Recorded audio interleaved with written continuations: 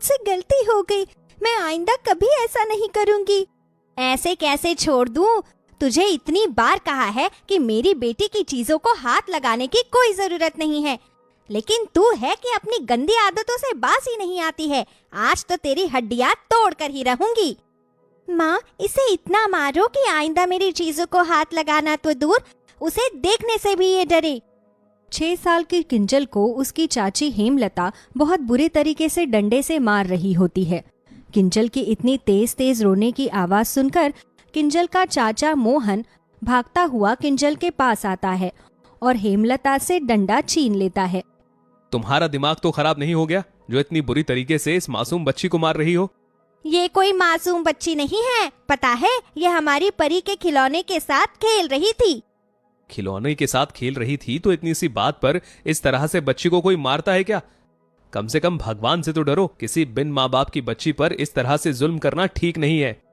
तो मैंने कहा था क्या इसे अपने घर में रखो? अरे इसके माँ बाप तो मर गए, लेकिन इसे हमारे सीने पर छोड़ गए।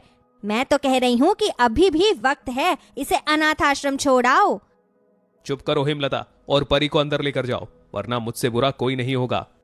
मोहन के चिल्लाने पर हेमलता परी को लेकर कमरे में चली जाती है, जिसके बाद मोहन किंजल को गोद में उठाता है और कमरे में ले जाकर उसकी चोट पर दवाई लगाने लगता है। किंजल बेटा, ज्यादा दर्द तो नहीं हो रहा ना? देखना, इस दवाई से तुम्हारी ये चोट सुबह तक बिल्कुल ठीक हो जाएगी। चाचा, मुझे यहाँ नहीं रहना है, मुझे माँ बाबा के पास जाना है, मुझे उनके पास ले चलो ना।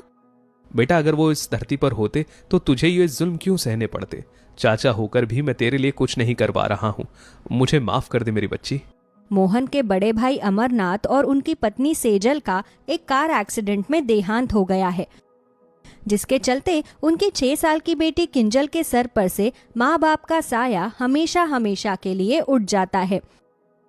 इसलिए अब अमरनाथ का छोटा भाई किंजल को गोद ले लेता है, लेकिन किंजल के काले रंग की वजह से मोहन की पत्नी हेमलता और उसकी बेटी परी किंजल को बिल्कुल भी पसंद नहीं करते थे और हमेशा हर छोटी छोटी बातों पर उसे मारा करते थे। समय गुजरता है और अब ये दोनों बहनें बड़ी हो जाती है। माँ, ये ड्रेस मुझ पर कैसी लग रही है? ऐसा लग रहा है कि जैसे ही ड्रेस तूने पहनी है, वैसे ही इस ड्रेस की शोभा अपने आप बढ़ गई हो। आखिरकार मेरी बेटी है ही इतनी सुंदर, उस पर तो हर चीज खिलती है। हेमलता बढ़ा चढ़ाकर अपनी गोरी बेटी परी की तारीफ कर रही होती है कि तभी मेन हॉल में झाड़ू लगाते हुए किंजल आती है, जिसे देख परी बोलती है, माँ, आपसे कितनी बार कहा है कि इस किंजल की बच्ची को जब मैं बाहर जाऊं तो मेरे कमरे में ही बंद कर दिया करो।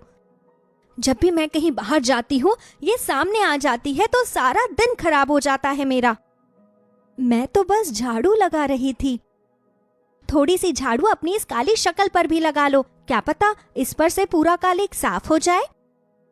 परी किंजल के काले रंग का मजाक उड़ाने में कभी भी कोई कमी नहीं छोड़ती थी, लेकिन अब वही किंजल को इन सब की आदत पड़ चुकी थी, इसलिए वो किसी से कुछ न कहती। ऐसे ही समय गुजरता है और आज परी को देखने के लिए रिश्ते वाले आते हैं। भाई साहब, हमें तो आपकी लड़की बहुत पसंद है, हमारी तरफ से तो रिश्ता पक्का समझिए। क्यों राजेश बेटा, तुम्हें भी लड़की पसंद आई ना? हाँ माँ, मुझे तो वैसे भी हमेशा से ही एक सुंदर पत्नी चाहिए थी। परी की सुंदरता की वजह से उसका रिश्ता काफी अमीर घर में तय हो जाता है, जिसका घमंड दिखाते हुए परी कहती है, देखा, सुंदर और गोरी होने का नतीजा, मेरा रिश्ता कितने अमीर घर में हुआ। और तुम्हें देखो, जिस तरह की तुम्हारी शक्ल है, तुमसे तो कोई भिखारी भी शादी ना करे। इतना कहकर परी अपने कमरे में चली जाती है। परी की ऐसी बातें सुनकर किंजल को काफी दुख होता है। क्या मैं इतनी काली और बदसूरत हूँ कि कोई मुझसे शादी नहीं करेगा? क्या मैं जिंदगी भर यूं ही कुंवारी रहूंगी? ना जाने मेरे किस्मत में आगे क्या लिखा है। अपनी बेटी का रिश्ता तय हो जाने पर मोहन किंजल के लिए भी रिश्ता देखना शुरू कर देता है। भाई साहब, हमें किंजल बेटी पसंद है, लेकिन कहीं आपको हमारे किशन के सांवले रंग से कोई दिक्कत तो नहीं है? बहन जी, ये आप कैसी बातें कर रही है? आपका लड़का कम से कम सांवला है, हमारी लड़की की तरह काला कोयला थोड़ी ना है। आंटी जी, भले ही किंजल जी का रंग काला है, लेकिन उनकी सीरत काफी अच्छी है। मैं खुशनसीब हूं कि मुझे किंजल जी जैसी पत्नी मिल रही है। बेटा, तुमने ये कहकर तो मेरा दिल जीत लिया। बहन जी, मेरी तरफ से भी रिश्ता पक्का है। मोहन परी और किंजल की शादी एक ही दिन रखता है। वहीं किंजल का रिश्ता उसके जैसे ही रंग के इंसान के होने की वजह से परी अब किंजल को पहले से भी ज्यादा ताने देने लगती है। अरे ये क्या, तुम्हारे तो होने वाले पति भी काले हैं, यानी कि तुम्हारे बच्चे भी काले ही होंगे। एक एडवाइस दो किंजल, सुहागरात तुम कमरे की लाइट जलाकर ही बनाना। अगर गलती से भी तुम दोनों ने लाइट बंद कर दी तो तुम दोनों तो बिल्कुल गायब ही हो जाओगे। परी, तुम खूबसूरत हो, इसमें कोई शक नहीं है, लेकिन तुम्हारी सोच उतनी ही घटिया है। किंजल का जवाब सुन परी मुंह बनाकर अपने कमरे में चली जाती है। ऐसे ही समय गुजरता है और अब शादी को सिर्फ कुछ ही दिन रह जाते हैं। जहां परी के ससुराल वाले अमीर होने की वजह से परी की शादी के लहंगे की शॉपिंग शहर के सबसे बड़े मॉल से करते हैं, वहीं किंजल के ससुराल वाले एक नॉर्मल मिडिल क्लास फैमिली से होते हैं। इसलिए वो एक मामूली सी दुकान से किंजल के लिए शादी का लहंगा खरीदते हैं। किशन बेटा, हमने बहू के लिए मामूली सा 5,000 का लहंगा लिया है, उसे ये पसंद तो आएगा ना? जिसकी जितनी हैसियत है वो उतना ही कर सकता है, और मैं किंजल जी के स्वभाव से अच्छी तरह से वाकिफ हूँ। उन्हें ये लहंगा बहुत पसंद आएगा, क्योंकि इस लहंगे में आपका प्यार और आशीर्वाद दोनों है। आपके मॉल में जो सबसे महंगा ब्राइडल लहंगा है, आप मुझे वो दिखाइए। ये देखिए बहन जी, पूरा 3 लाख का लहंगा है। खुद मनीष मल्होत्रा ने इसे डिजाइन किया है। ये हुई ना बात, जब मेरी परी बहू इसे पहनेगी तो सच में किसी परी से कम नहीं लगेगी। इसे पैक कर दीजिए। दोनों अमीर गरीब ससुराल वाले अपनी अपनी बहू के लिए लहंगे पैक करवाते हैं और उन्हें शादी से 2 दिन पहले अपने बहू के पास पहुंचा देते हैं। परी जैसे ही अपना इतना सुंदर और महंगा ब्राइडल लहंगा देखती है तो सच में किसी परी की तरह उड़ने लगती है। मैंने तो कभी सपने में भी नहीं सोचा था कि मेरा लहंगा इतना महंगा होगा। वो तो होना ही था, मेरी बेटी जो पहनेगी। हेमलता और परी इतने महंगे लहंगे को देखकर खुश हो रही होते हैं कि तभी मोहन अपने हाथों में किंजल का लहंगा लेकर आता है। किंजल के लहंगे पर भी तो नजर डालो, कितना सुंदर है ना इसका लहंगा। पापा, इसे लहंगा कहते हैं। ये तो ऐसा लग रहा है कि किसी ने बोरा सिल दिया हो।